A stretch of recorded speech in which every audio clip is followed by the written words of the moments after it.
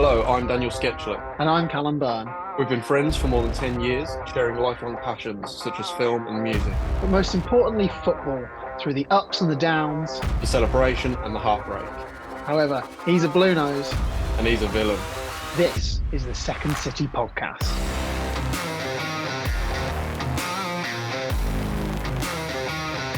Hello, Cal. How are you this fine evening?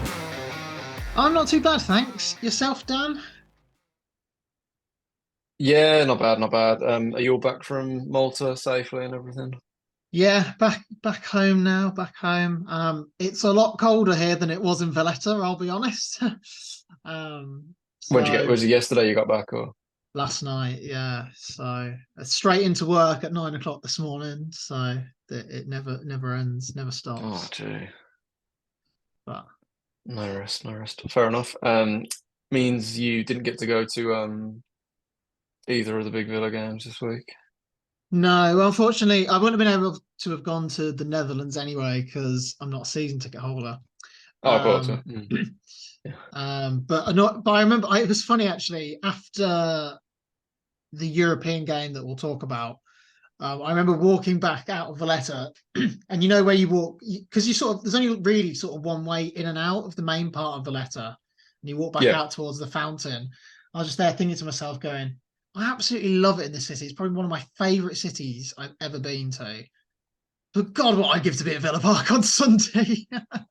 And Yeah, sure. Just leave a day earlier. Yeah. yeah, it's like, oh man, just want to go to go. So I'm going to the home game in a couple of weeks. I'm against AZ, and I'm just so excited to go back again.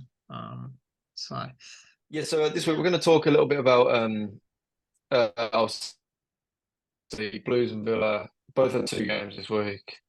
Um, two very different. We both have very different weeks, and just keep going like that. And another is it is not. But we'll get into all that later, and then we'll preview our weekend games as well. But first, as always, we'll start with what we're wearing. So Callum wears a Villa shirt from his big collection of Villa shirts. I'll wear one of my blue shirts from my big collection of blue shirts. And we just talk about when we got the shirt, our memories of that season, what we think of the kit now, looking back, and so on. So yeah, should we get into it? yeah, neither of us have gone for a home kit this week. This might be the first time in a while No, yeah. we've both Hmm. gone for not a home kit. I've got more home kits than away though, for sure, which is why if it seemed like more of a home leaning vibe the last few weeks. Oh, I'm trying to think about my split. Mine could be fairly 50-50. I've got into a bit of a bad I habit in reckon the it's last like couple of 60 years. 40. I've got into a bad habit of getting more than one kit in a season. So there's a good selection of kits where I've got Same. the home and away, maybe even another one. So Yeah, yeah. um So what season I'm gonna guess you're wearing, so it's a white Kappa yeah. Kazoo kit, Premier League era. This is really recent because it's something to do with I remember it's something to do with like the map of Birmingham or something. Yeah, it's like the Weird for map a of club the that West doesn't Midlands. have the name Birmingham in it. But... Oh, right, okay. Got to include Staffordshire and Tamworth and all that to get in places where most of the Villa fans are. Yeah. I'm going to say that's last season's third kit. No, it's not. It Oh, is this season is before's. no, this is the lockdown season. This is the third Oh kit wow, from the lockdown season. So well, Jack Grealish bought this kit. Um so it's a bit older than maybe I think you thought time it flies. was. Wow. Yeah. Yeah, I remember A, it being released. Actually. a season where we actually had a really good season. There's a load of standout results from that season. Um, some of them, especially at home, we started the season very, very well. This kit, we didn't, is one of a couple of kits where we didn't win a league game in this kit at all. Right. But we did get a draw away at Chelsea at Stamford Bridge in this shirt where Anwar El Ghazi scored. We were really good on the night. And this is a time, of course, where Chelsea were I mean, they won the Champions League this season. So, Mm. um, but again, I think we spoke last week when I wore another third kit, how we almost don't really need three kits. And when you have three kits, you tend to have one that just isn't really worn. And that was this one. We didn't Yeah. wear it a whole amount. Like, I'm trying to think off the top of my head. We wore it away at Anfield. We wore it at Stamford Bridge, weirdly. Um, we wore it away at Crystal Palace. But yeah, the main memory I have of this kit is we wore it in the League Cup, and on Bertrand Traore's debut, he scored this fantastic wonder volley against Bristol City, when we won like 3-0 or something. That's sort of the main memories of this kit. I remember Jacob Ramsey wearing this shirt as well. Oh, and we wore it away at West Ham where we lost, but we were brilliant and somehow lost. And Jack Grealish got a great goal and that. It was a game. It tended to be a kit we played really well in, but never actually got a good result in. Like we wore it at Burnley, where we battered Burnley and lost 3-2. So it's not a kit with great memories, but I do love the shirt. It's a very, very new addition to my collection. I don't really understand the like blue and lime part of it. Like the Yeah, badge. the collar's This is weird. Yeah. well, yeah, like the badge, the Kappa logo, and the sponsor is all in like this navy blue. But then it's got like a lime trim down the side, and then the collar is mostly lime, Oh, apart yeah. from this weird bit, this one small part of it that isn't, which is it's really bizarre. But I guess it's like a slightly different take on a white Villa kit. So it is quite a cool one. Maybe we'll get a player on the back of it at some point. We shall see. So now what have you gone for, Dan? That looks relatively recent. Adidas, which obviously means it's not one of maybe the Yes, last 4 or 5 seasons. Is that the yellow kit you wore at Villa Park in the 4-2? it is. Yes, this is. So what year do you think that was? Oh, that would have been 18-19 because that was our promotion season. Yeah, bang on. So this was our 2018, 2019 away shirt, the yellow Adidas with the blue stripes on the shoulders and Triple Eight Sport as the sponsor. Um, love this kit. This is the yellow blues kits. I did one from I wore our yellow away kit from a couple of years ago, like a few weeks ago now, probably 6, 7 weeks ago. This is like a blues yellow away kit is like iconic, but I'm kind of glad we don't have it every season. It feels really special when it comes along every few seasons. And this like yellow Adidas, like really just classic blues, like kind of throwback to like the sort of 80s blues kits. With Adidas as the kit maker. Yeah, absolutely love it. Simple, nice collar. Um, Maybe it would have been cool if these stripes carried on. Some of the Adidas kits we had, like the stripes would then carry on down, like sort of to the like on the waist as well, to the waist as well, sort of down the side. I always thought that was cool, and I think that'd be cool if this kit had that as well. Um, but otherwise, just yeah, really like it, really sleek. My sponsor's starting to kind of fade away a bit now after a few years. I suppose the kit is about 5 years old now, which is pretty mad. But yeah, love this kit. We had a bit of a variation on it the following season where what was our away kit the following season? Oh, we had the sort of black charcoal one, and I was talking when I wore that about how apparently that was a bad luck charm, and apparently there was something going on.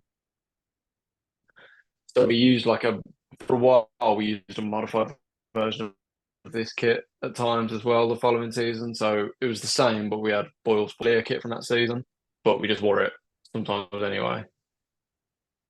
And yeah, some good memories from this season. I'm pretty sure this was the year we had the points deduction and Gary Monk was the manager and stuff. But I'm pretty sure we were the where were we? So we wore this. We did wear this at Villa. I'm pretty sure we wore it away at West Brom as well. But we wore it at QPR when we won 4-3 when we were 4-0 up at half time. And QPR pulled it back to 4-3, and then Lee Camp saved a penalty in the last minute. I'm sure we wore it that day. So we had some good times in this kit for sure. Unfortunately, we didn't win the derbies in this one, but yeah, great kit, and I wish we had kits this good all the time. My main memory of that shirt is Alan Hutton just like becoming Diego Maradona for about 30 seconds, right Ah, towards the whole end. horrible.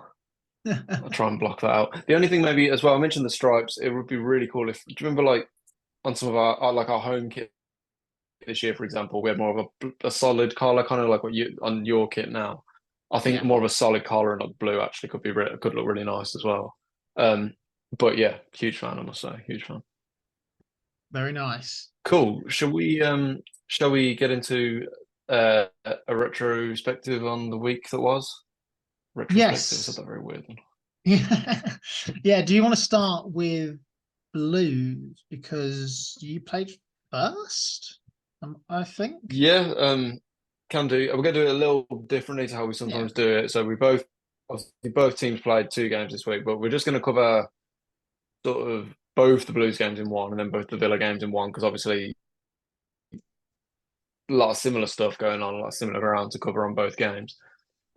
So we've just had a terrible week, genuinely terrible. So we played Hull last Wednesday. So we played Hull on Wednesday and we lost 2-0, and then we played Southampton on Saturday and lost 3-1. So But here you we are in the did. Wayne Rooney era. He's had 3 games, lost. Oh, sorry, go on.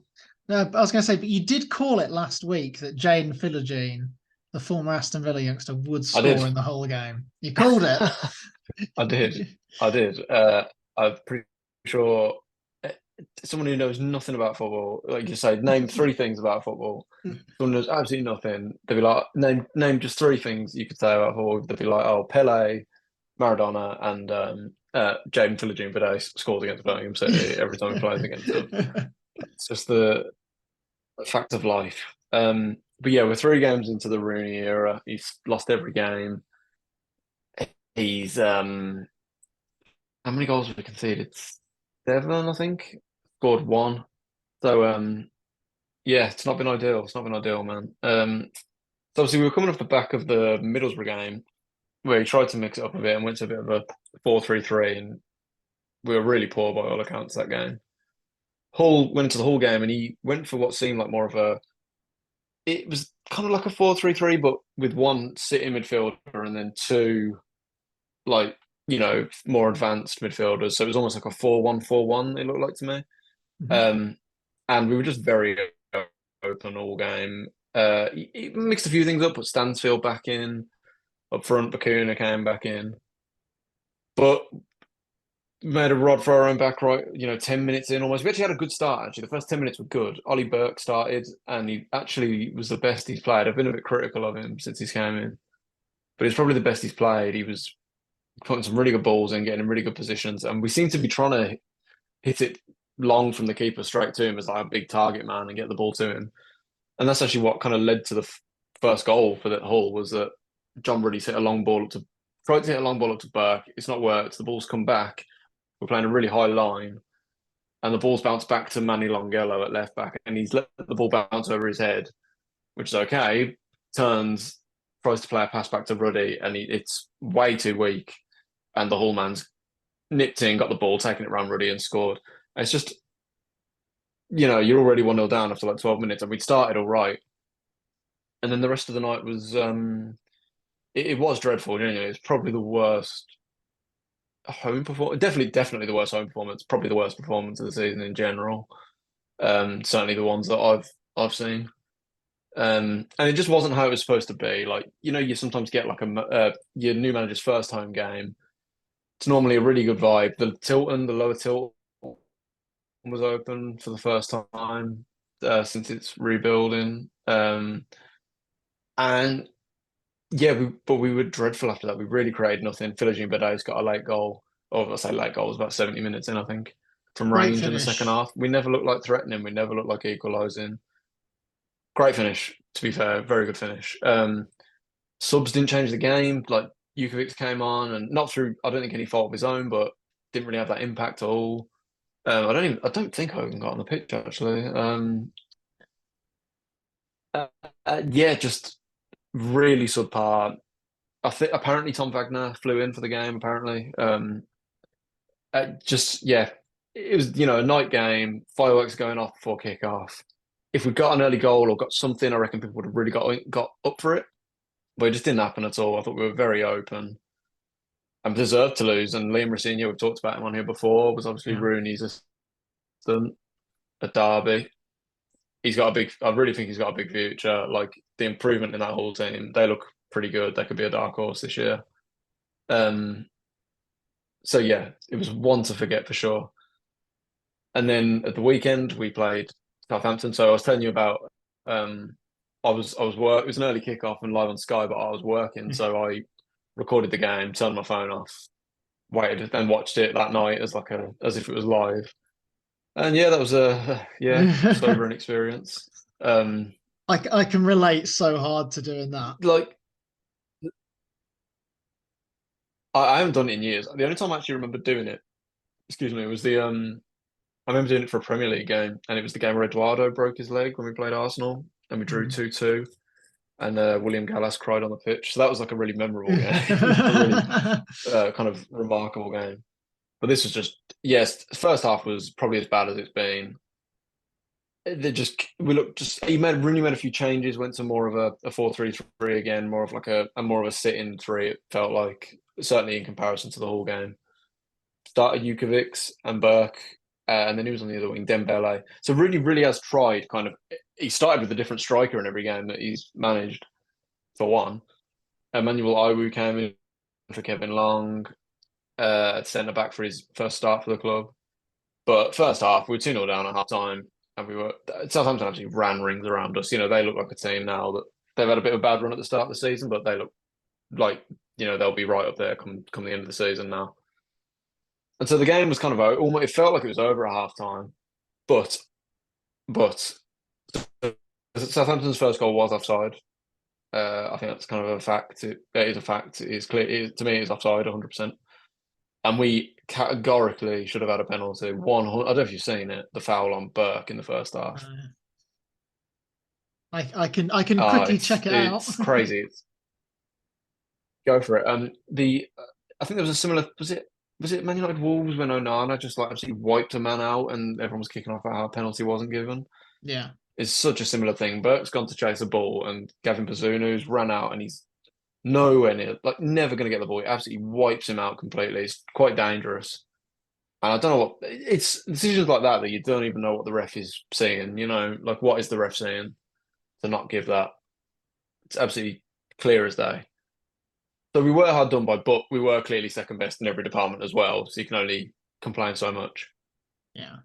Second half, we showed a bit more fight. Jay Stansfield got subbed on and scored within a minute. Have you just seen it? Judging Yeah. on your yeah, That's a the foul. Yeah, it's literally like that Onana one, isn't it? It's my God.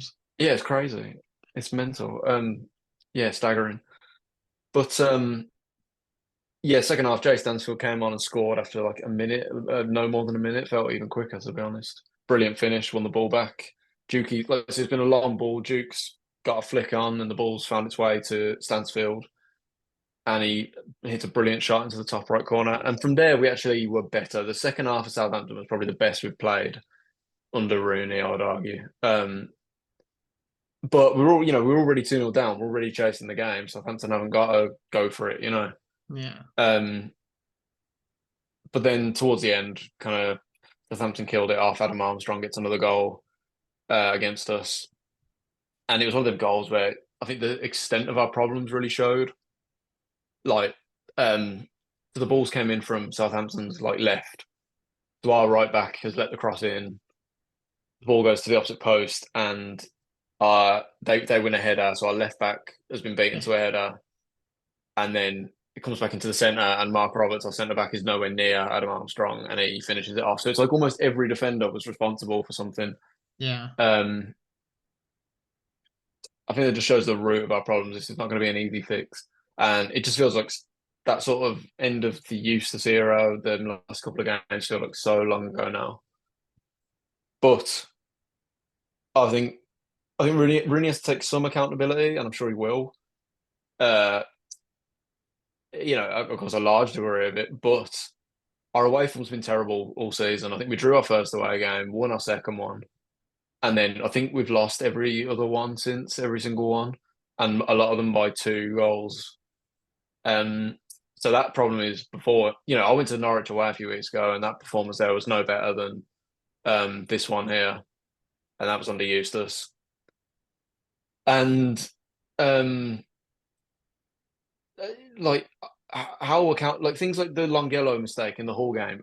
What's Rooney meant to do about that?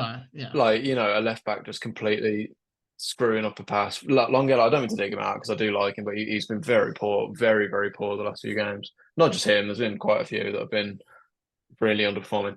But so things like individual mistakes like that, like what is Rooney meant to do about that? Some small positives. We were better in the second half against Southampton. Ollie Burke, sorry, I think has been playing better. I think he's improved a lot.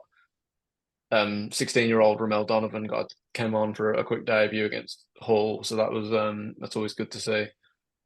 I thought Emmanuel Iwu in his first start actually did pretty well against Southampton. I thought he was okay. So it's been rough. It's hard to find too many positives, and we've got two really hard games coming up next. But we got to give him time. This is like, let's just get through this. We've seen it with teams like Middlesbrough, had a really bad start to the season and are now really picking up. Southampton couldn't defend at all a few weeks ago. And look at them now, they had 800 passes against us. So let's just give him time. Let's get through it. I think some of it's been a complete overreaction in terms of some of the kind of, I don't know, it's been bad and it has been bad, but there was always a chance this was going to happen. Before we move on to Villa quickly, Dan, just from what I saw on the old, I was going to say Twitter, but it's X, isn't it? On the old X, that doesn't roll off the tongue at all. But Sounds terrible. I think it was after the Hull game. Yes, it would have been after the Hull game. It looked like as Wayne Rooney walked down the tunnel, he got a little bit of abuse from one of the stands, or a few. There was certainly a few clips going viral of F off back to America, and like that was definitely one of them. I can't remember what the other one was, so I don't want to put words in people's mouths, so to speak. But yeah, I don't know if you heard any of it or. I didn't. So I was. I'm for one, I'm not on Twitter and all that anymore, so I don't actually see a lot of this stuff that kind of goes viral and whatever. But no, so I didn't see it, and so I've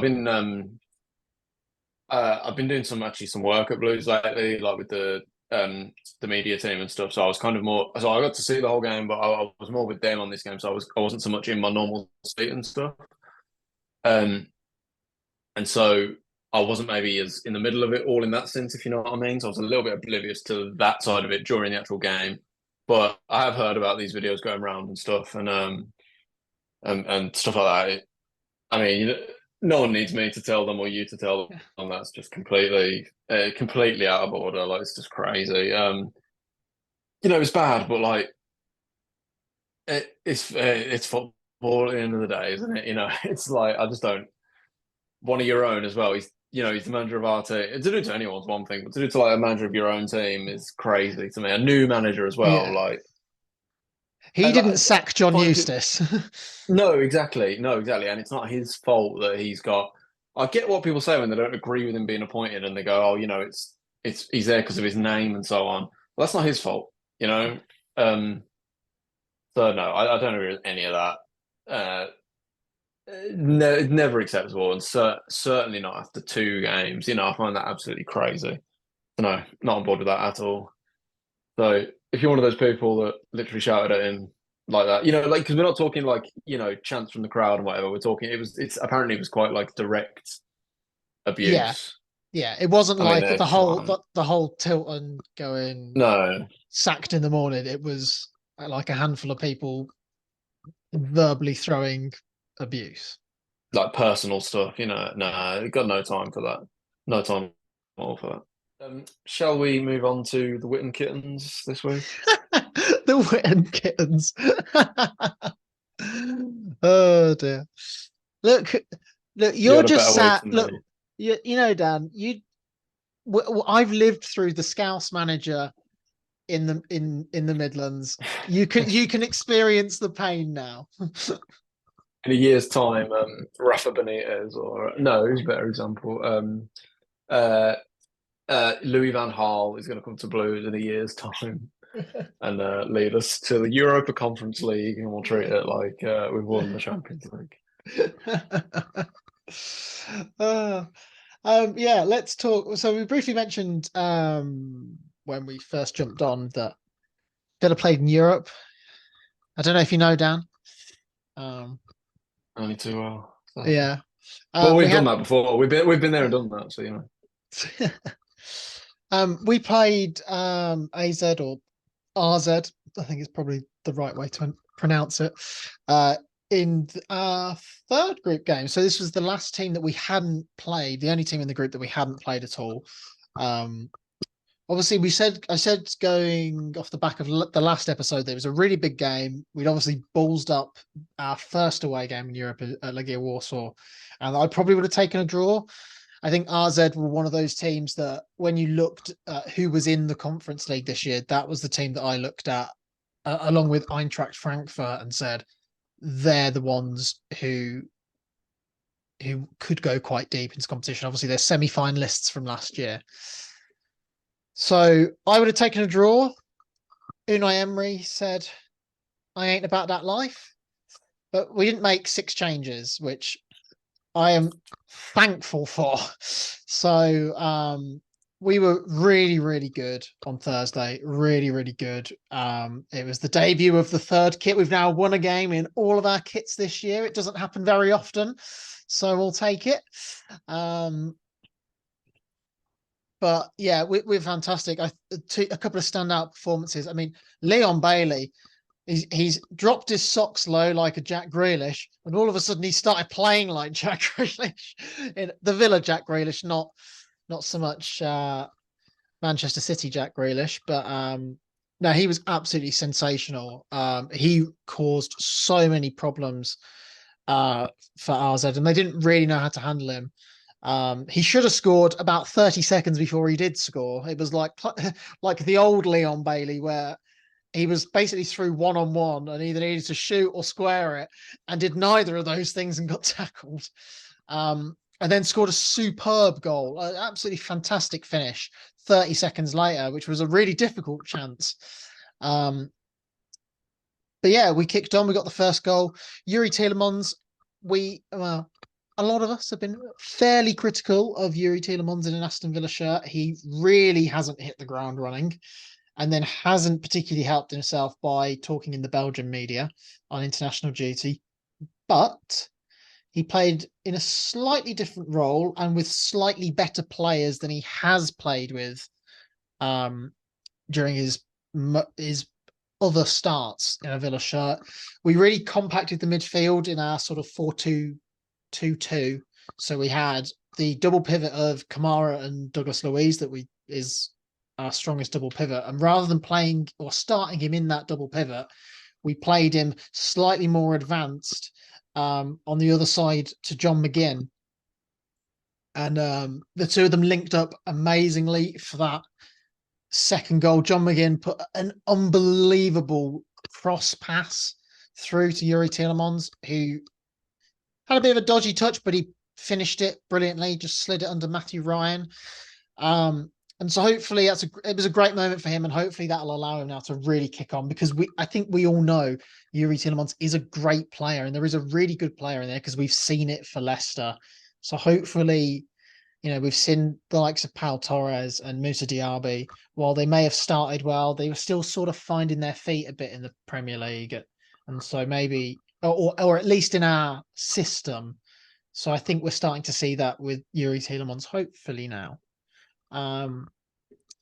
So yeah, 2-0 at half time. I think we were comfortable. They didn't threaten us too much. They had an offside goal, which was offside. But yeah, we carried on into the second half. It just looked like every time we went forward, we were going to score, and that's kind of how we've been, especially this season. We have sort of been scoring for fun when we've really sort of started to turn up through the gears in the last couple of weeks. Leon Bailey probably should have scored a second goal, but it managed to get it across to Ollie Watkins via the goalkeeper for a tap in. And at that point, that 3-0 point, sometimes in a game where like you can be like 50 minutes in and you get to that point where like, yeah, we're going to win now. It's fine. So I can relax. You can enjoy it. You can enjoy it from there on. It's that, those football cliches of like 2-0's a dangerous scoreline, or but 3-0, you're like, yeah, don't get me wrong. We've seen it before. Teams have thrown away 3-goal leads, and I'm pretty sure if you wouldn't have to dig very far to find an Aston Villa team that's done that. But yeah, and then again, Leon Bailey started terrorizing the defense again, and putting a lovely ball in for John McGinn, who just nipped in and dinked it in for 4-0. Comfortable, commanding.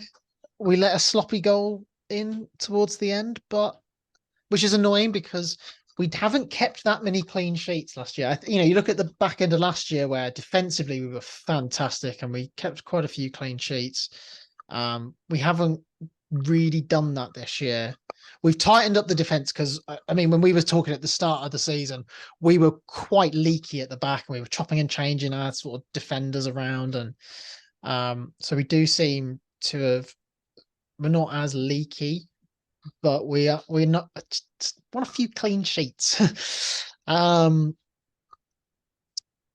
yeah, comfortable, a really important win. I was then keeping an eye on the Legia Mostar game afterwards. It's like, which is really weird.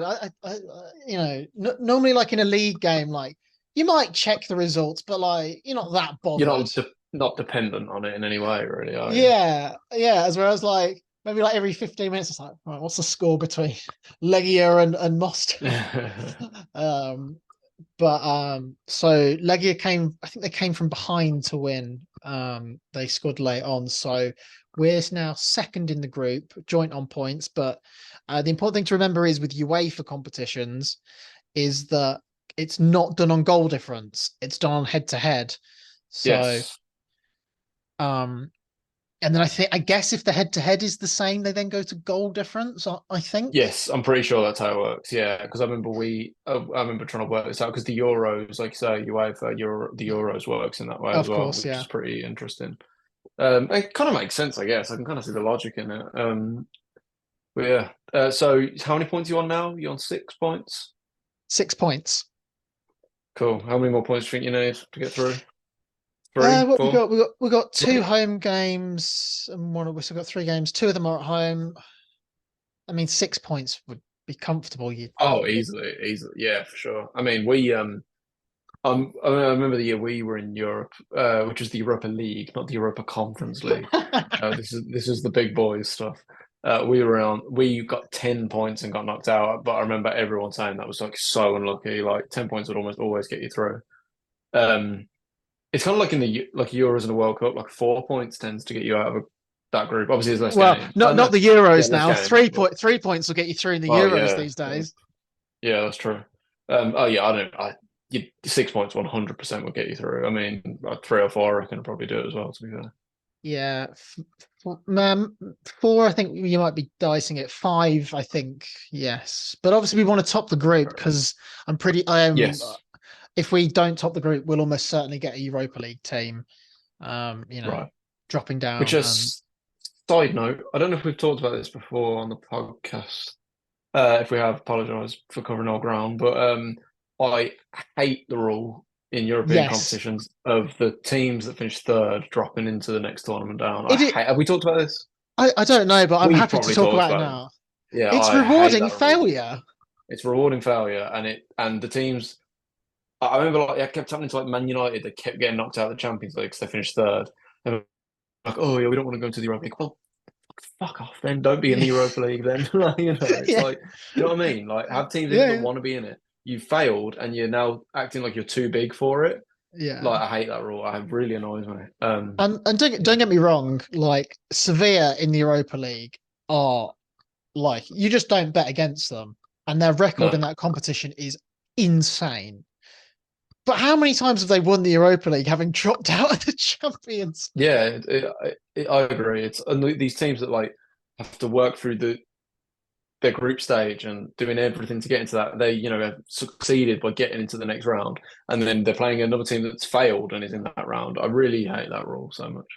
I don't know whether it's just because we know a couple of Arsenal fans, but I remember when Arsenal but the year Atletico Madrid won it in like 2018 or something, somewhere around that sort of date region, and I think they knocked Arsenal out in the semi-finals, and like it was one of those where it was like Arsenal played all the group games, all the qualifying, the round of 32, but Atleti had been knocked out of the Champions League and went and won the Europa League. It's like Yeah, so you it does could seem win. incredibly harsh. Yeah, you could win the Europa League. There's a round of 32, isn't there, in the Europa League? So you Yes. could like you so round of 32, 16 quarters, semis, final. You could win like five ties and win. Oh, so I guess that's not that unusual to be fair, because like an FA Cup would be like five games, I guess. But yeah, it's I'm not a fan at all, and I think almost everyone agrees on this as well. Not Yeah, many I think people so. seem to be in favour of that wrong. But Yeah. yes, big win for you then. That just makes back to the point of it makes topping the group really important for us. Yes, yeah, exactly, yeah, exactly, yeah. At least that's the one thing they've changed with it in terms of at least if you win your group, you're not going to get someone dropping down. So Sure, it's fair enough. um, but yes, and then obviously we had the dreaded 2 o'clock Sunday kickoff, where we played Luton, a game which I didn't expect to be on telly, and a game that wasn't on television. Um, and to be honest, I would imagine Sky Sports will have watched the game or the highlights and probably been glad they never put it on television. It's certainly not. This is probably not one that will be desperate to revisit in games I must watch again before I die one day. But the first half, we went, we were a goal up at half time, but we really should have been more. But Luton didn't have a kick in that first half. We were really, really good. In terms of how I kind of said in the preview last week, I thought we were more than comfortable enough to sort of blow Luton away, not in an arrogant sort of way, just in terms of I've got where the better two players, isn't team, there? But yeah, where the two teams are at the moment. I think Luton, like I said last week, if there's going to be one of the promoted teams currently that will stay up, it will be Luton. Because they're the ones that are maybe improving the most since the start of the season. The other two, God, we could spend an hour they talking do about. have a goal, like they do have potentially a goal scorer as well. Yeah, In and they've got a Callum, couple of good perhaps. players in there. Ross Barkley. He's nowhere near the Ross Barkley of maybe 10 years ago. But Hmm. there's a player in there somewhere. He just needs the right environment, I think. And then obviously, Andros Townsend isn't a terrible player. Maybe he's a little bit past it. Yeah, is it But Luton he signed for? Did I read that? Yeah. yeah, 3 weeks ago he was punditing on the North London Derby, and Well, now he's playing I, Premier League football again. yeah, pretty mad. Yeah, obviously ex-Blues, Andros Townsend. What is he? Yeah, he had a loan spell with us under Chris Hughton. Yeah, do you remember when he had like a loan spell? He had like 10 loan spells in like 4 years or something mental. It was like, yeah, we were one of them. Oh God, that's a story for one day, maybe. Yeah, Um, but yeah, we were very comfortable. An Austin McPhee set piece masterclass saw John McGinn get on the score sheet again. He's in a great run of form at the moment. But yeah, we were only a goal up at half time. We took Nicolo Zaniolo off at half time, a player that, like I said, with Pau Torres and Diaby, they were sort of, especially Pau Torres, thrown in out of necessity and struggling to maybe to get up to speed with the Premier League or in the system. I think Zaniolo is one of those players. Obviously, he's there because Buendia and Ramsey are both injured. And so I don't think we've really been able to like slowly bed him in how we'd kind of want to. We've just sort of gone, right, you're playing, do what you can. yeah. For me, I think the jury's out a little bit, and I know there's a lot going on, maybe because of the betting stuff, and like I just said, I understand that he's been thrown into a system that he probably wasn't intended to have been. So we'll see. At the moment, I'm not convinced we'll be activating a £30 million buy clause. No, I wouldn't have thought so. No, but then we'll see how things change over the course of the year, and so that's one to keep an eye on. But they took him off for Leon Bailey. I was really surprised actually because, as I said, Leon Bailey and Yuri Tillemans were fantastic in midweek, and neither of them then started at home. So Leon Bailey came on and was involved in the goal that happened like 3 minutes into the start of the second half. where Moussa Diaby got his first goal at Villa Park. And at the whole end as well, which, like Ollie Watkins has scored a lot of goals at Villa Park, but not many of them have been at the whole end. It's weird how that can just sort of, how like a player can always tend to score more at one end than the Yeah, other. yeah. But I think it's always nice when you buy maybe like there's a big money player or and they score at your cop end. Like there's something special about that. For sure. Um, Yeah. but yeah, once we got the second, I was fairly confident we'd go on to win the game. And there was a point just literally like 2 or 3 minutes before we scored the third, where we were just sort of nonchalantly just knocking it about, and Luton just weren't pressing us at all. Like they were in their regimented system of like a very, and it's like if they kind of knew if they tried to press us, we'd just break through it and score. So they were just had 11 men behind the ball, hoping to maybe win it and then just counter quickly. And so Boubacar Kamara just dinked it, just literally chipped it over their entire team pretty much. Diaby got in behind late and managed to get it across. And Tommy Lockyer just put it in for a really poor own goal, completely muddled his feet up. But if he'd have left it, Ollie Watkins would have had a tap in. He's one of those positions as a defender where like he was damned if he didn't and damned if he did. Yeah. But yeah, and then so we were at 3-0 then. And this is where maybe I got a little bit annoyed. I mean, the game was it was 60 minutes. The game was over. I think everybody knew the game was over. Luton, like we said before, teams have come back from 3-0 down before away from home, but I think they looked a bit of a defeated team. They started to play with a bit more freedom actually when they went 3-0 down because it didn't really matter. But we really switched off, which was a little bit annoying. And I know that we're playing a lot of games in this midweek weekend, but we did switch off and we started giving the ball away. They did get back into the game a little bit. They had a couple of chances, nothing too major, but then their sort of consolation goal has come from that.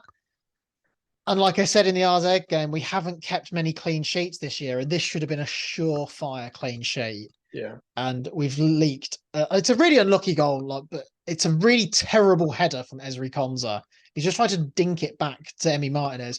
Got way too much on it. It's hit the bar, and then we've got. I can't believe that if I had £1 down for every time in 2023 Emi Martinez scored a known goal at the North Stand. Yeah. I'd only have two. I'd only have £2, Oh, but it's I thought it was more. Yeah, sure. That's so fun. It's like it's so similar. Like it just come off the bar, hit the back of his head, and gone in. We were together watching that. We were with an Arsenal mate watching that when it happened against Arsenal. Oh, that's so brilliant. That's so funny. That's fantastic. One of my highlights, sporting highlight of 2023. That is, I think. Oh yeah. Not sure about that one, but yeah, it's just annoying we threw away a clean sheet. And Emi Martinez was visibly peed off on the turn. Like he was something really, really annoyed. Finish the game 3-1 rather than 3-0 when you were 3-0 up. There's something about it that's just not, it's nowhere near as satisfying. There's something about it that's really annoying, especially when you're 3-0 up and you're probably thinking this could be 4, 5, 6. Yeah. And, and it ends up being 3-1. Like, obviously, it's still a win, whatever, it's still a good win. But no, I totally get what you're saying there. I think that the thing is as well, like a goal for your number 9 is the equivalent of a clean sheet for your goalkeeper. Yeah, sure. And like, so there's a lot of talk, obviously, at the moment of Ollie Watkins breaking our club Premier League goal scoring record, which is Gabriel Bodlahor's. But there's also Emi Martinez is as the seasons tick on is getting closer and closer to breaking our clean sheet record, which Mark Bosnich has. And like this, I feel like that's definitely a record that he's spoken about in interviews about really wanting to break. And I think as a goalkeeper, where you're very settled at a club, that's sort of achievable target, 100%. So I can see why he's annoyed that what should be a surefire clean sheet really is just gone through switching off when we were like 3-0 up. If the game was still 1-0, we wouldn't have switched off. But because we were comfortably ahead, we've just leaked a silly goal. Yeah. I mean, first world problems and all. But it's those little details that take teams from there to there. Them Yeah, and 100%. no, and also for it to be like a late goal as well. It's kind of like just takes the polish off it a little bit. But it's all in context because how many straight home wins is that now? That must be 12, is it at home? In the Premier League, it's 12, yes. And then obviously there's a couple of cup games in there where we have one at home, but it's all been ruined by that cup defeat at That Everton. Everton game. Yes, good lads, Everton. Sean Dyche done it again. Yeah. Brilliant. Yeah, that's quite So, nice. but that So takes where are you us. in the league now? Fifth in the league? We're still Fourth? fifth. We are the same points away from the top as we are to sixth, I think. Right, bloody hell. So it's kind of weird, like because Tottenham obviously played the last game of the last game week and the first game of this Yeah. game week, which is really unfair on them. But okay, that's how the scheduling's gone. Doesn't Mm. seem right, but okay. But obviously they're the league leaders at the moment for now. So obviously them winning on Friday night. Obviously, we're still early in the season and we're only like 5 points off them, where it's like maybe we could do a Leicester.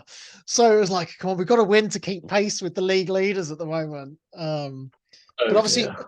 but obviously Newcastle, who are behind us, and Brighton and West Ham all dropped points over Yeah. this weekend. By us winning, we've just pulled a gap on them, and it's Mm. insane, really. Newcastle pumped us 5-1 on the opening day. We're like 5 points ahead of them now. Yeah, I think you're about 7 or 8 points ahead of Man United as well, which is just Yeah. insane. And they're only like eighth or something. They're not like that far behind. So yes, it is unfortunately very happy days in Mm. B6 at the minute, which is pretty mad. But it's funny because a few weeks ago it was happy in B9, and I think if we take anything from keep your friends close and your enemies closer, is that I think we can look at the other side of the city and go, it can all change very, very quickly. And that The is the equivalent beauty of of it's the beauty of sorry, live sport. the equivalent of what Blues did would now be like when Villa are like fifth in the league, you sack Unai Emery and you get like I don't know Eric Get Paul Cantona Lambert as your back. Yeah. manager. No, no, like no, it's gonna be like an ex-player. Who should it be? Like not ex-Villa, just a random A ex-top Premier random, League player, yeah. like Or like Aguero. Mike Aguero, yeah, or Alan Shearer. Just something really right. Alan Shearer is good. Michael Owen comes in as Villa No, manager. not another Scouser. He's not Is really. that Scott? Oh yeah, yeah. Sorry, No. yeah, of course he is. Anyway, shall we move on to then the upcoming games? Yeah, so obviously we just talked about that Everton game means that neither of us this week actually have got a double game week because it's League Yeah, we're Cup. both out of the cup. Yes, we're both out of the cup, sadly. So, will you be So watching was it the fifth round or the fourth round? I can't remember. um, probably not. Although uh, probably not. But that's only because I'm busy and I've got Yeah, some stuff on, so I can't. But let's put some respect. We'll do a proper podcast one day. Put some respect on the League Cup. We'll get into that eventually. 100%. Um, but that means we're both back in action at the weekend. Who have you got this weekend? We're on Sunday, so shall we go with you because you'll play Oh at yeah, 3 o'clock sure, on yeah. Saturday? So you've got Yes. the mighty Tractor Boys. I've got the Tractor Boys. And they're absolutely on fire. They won every game in October. Yeah. They're second in the league. I think them and Leicester are absolutely running away with it as well. I know Leeds are getting third now, I think, but the top two are just absolutely on fire. Yeah. Kieran McKenna taking them up from League One, and they've just continued on their form. It's What a job he has done. yeah. I mean, if Unbelievable. if if Ipswich don't go up, he's going somewhere next year in the Premier League. He's been Yeah. unbelievable.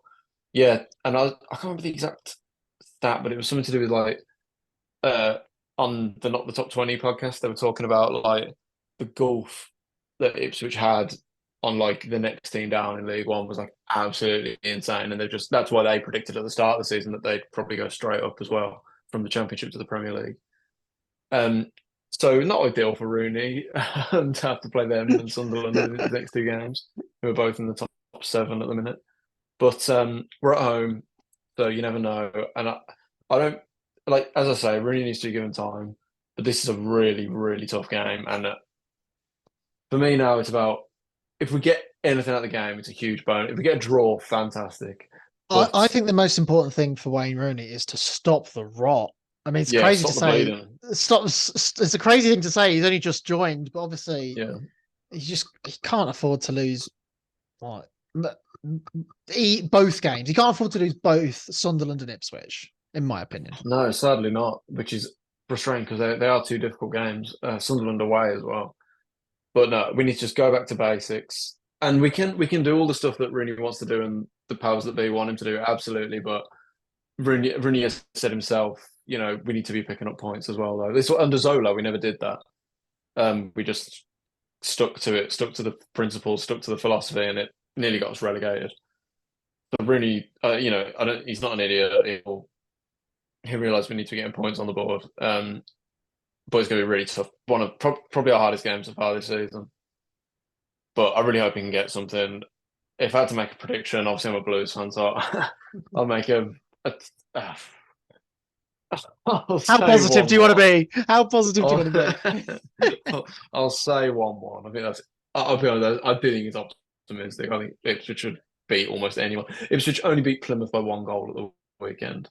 So hopefully we can get something, but it's going to be tough. Yeah.